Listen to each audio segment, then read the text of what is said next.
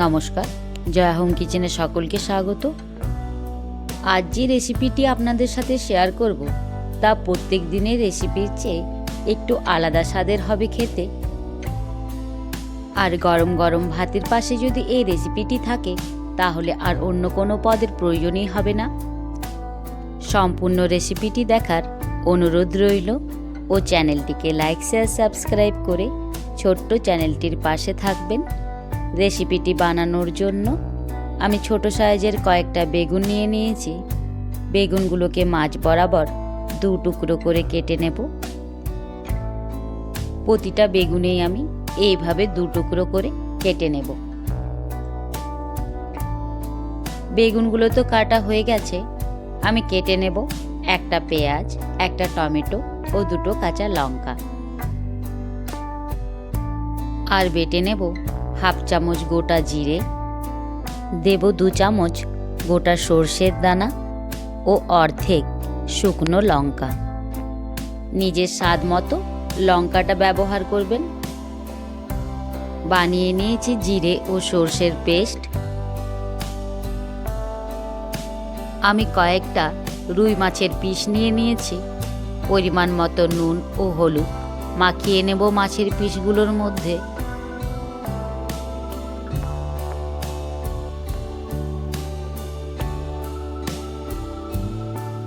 কড়া গরম করে নিয়ে দিয়ে দেব সর্ষের তেল। তেলটা বেশ ভালোভাবে গরম হয়ে এলে সামান্য একটু নুন দিয়ে দেব তেলের মধ্যে, যাতে মাছগুলো ভাজার সময় লেগে না যায়। এবার গরম তেলে মাছের পিসগুলোকে লাল লাল করে ভেজে নেব। গরম তেলে মাছ ভাজার আগে সামান্য একটু নুন দিয়েছিলাম, তাই মাছগুলো কড়ার সাথে একটুও না লেগে গিয়ে সহজেই উল্টানো যাচ্ছে।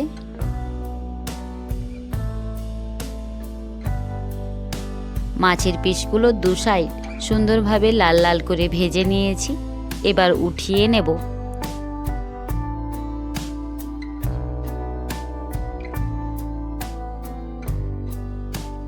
এবার ওই মাছ ভাজার তেলের মধ্যেই আমি ভেজে নেব কেটে রাখা বেগুনগুলো।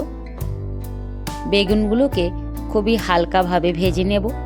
এখানে বেগুন ভাজার জন্য নুন বা হলুদ আমি কিছুই দেব না। এইভাবে রেসিপিটি একবার বাড়িতে বানিয়ে দেখতে পারেন, যা খেতে মন্দ হবে না, খেতে ভীষণ ভালো হয় ও সাথে সাথে স্বাদেরও একটু পরিবর্তন হবে।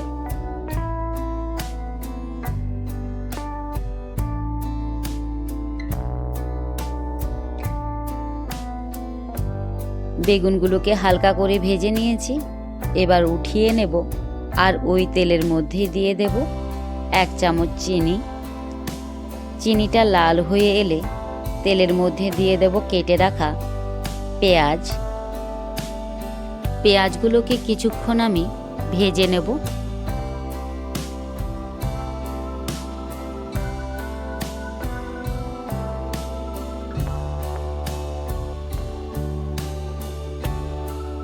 পেঁয়াজগুলো ভাজা হয়ে গেলে দিয়ে দেব কেটে রাখা টমেটো ও কাঁচা লঙ্কা। লঙ্কা ও টমেটো দেওয়ার পর দেব হাফ চামচ নুন, দেব হাফ চামচ হলুদের গুঁড়ো, হাফ চামচ কাশ্মীরি মির্চ কালার।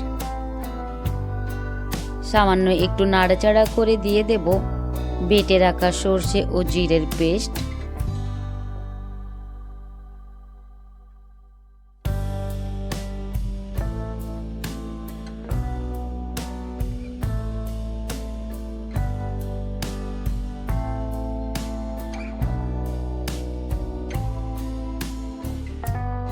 সর্ষের পেস্ট দেওয়ার পর বেশিক্ষণ ভাজবো না, সামান্য একটু মিশিয়ে নিয়ে দিয়ে দেব ভেজে রাখা বেগুনগুলো।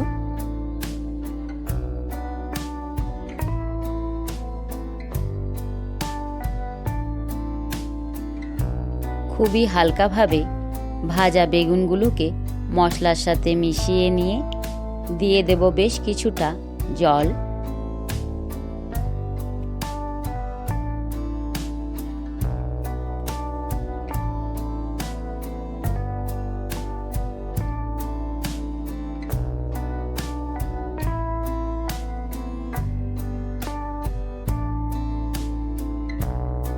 এবার ঝোলের সাথে দিয়ে দেব ভেজে রাখা মাছগুলো।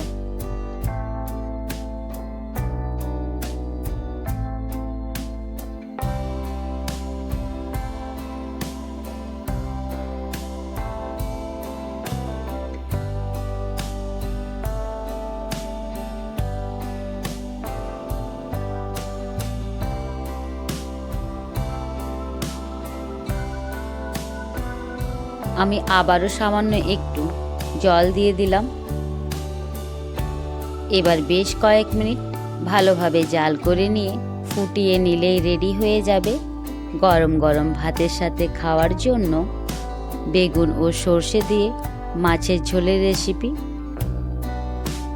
ওপর থেকে কেটে রাখা কিছুটা ধনেপাতা ছড়িয়ে দিয়ে ভালোভাবে মিশিয়ে নেব। প্রত্যেক দিনের একঘেয়েমি মাছের ঝোলের রেসিপিকে একটু বাদ দিয়ে যদি কোনো দিন বেগুন ও সর্ষে দিয়ে যদি মাছের ঝোলের এই রেসিপিটি বানিয়ে নেন গরম গরম ভাতে, তা খেতে মন্দ লাগে না আর স্বাদেও হয় ভীষণ ভালো। রেসিপিটি একবার হলেও বাড়িতে এইভাবে বানিয়ে দেখতে পারেন। আজকের বেগুন ও সর্ষে দিয়ে মাছের ঝোলের রেসিপিটি ভালো লাগলে অবশ্যই তার লাইক ও কমেন্টের মাধ্যমে জানাতে ভুলবেন না। এবার গরম গরম ভাতে পরিবেশন করে নেওয়ার পালা।